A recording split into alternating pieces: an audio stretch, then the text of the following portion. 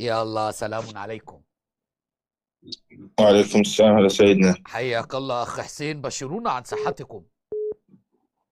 الله يحفظك مولاي. دعونا لكم في الزيارة، نتشرف أن تزورونا في الأهواز إن شاء الله.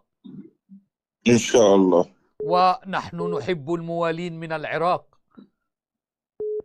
أنت هوازي سيدنا. الحمد لله. الله يوفقك إن شاء الله. الله يوفقني وإياني، آمين. أحببت أن أخبرك بشيء يا ولدي. تكلم يا مولاي. لماذا الإمام علي سلام الله عليه آذوه كثيرا وهو نفس رسول الله صلى الله عليه وآله، أليس كذلك؟ أحسنت مولاي، أحسنت، بارك الله فيك. هل تعلم ماذا فعلوا بأمي الزهراء؟ سيدنا عصروها. لا تتشيك، سيدنا لا تتشادوا. عصروها بين الباب والحائط. سيدنا لا تبكي سيدنا، كل روحك تعمل ما بقى شيء. الزهراء أدخلوا المسمار في صدرها. سيدنا تحمل سيدنا. كيف أتحمل؟ كيف أتحمل؟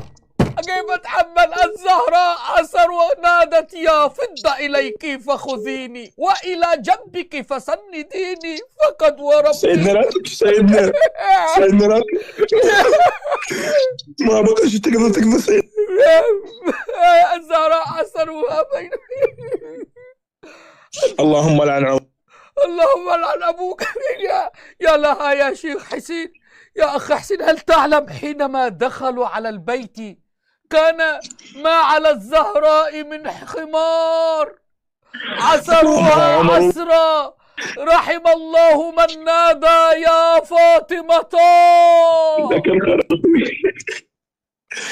هل تعلم حينما دخلوا على أمير المؤمنين سلام الله عليه قيدوه بالحبال وجروه للبيعة. يا حسين، يا حسين، البيات جروا. سيدنا لا تجر على سيدنا. جروا إمامك إلى البيعة يا حسين، البيات. وكانت الزهراء كانت خلف الباب وقد أخرجت أصابعها من الباب، فقالت: ارجع يا عمر، ارجع يا عمر. فقال: لا. قالوا: في البيت الزهراء. قال: وإن. ثم أدخلوا المسمار في صدره. اللهم. ثم بعد ذلك يا حسين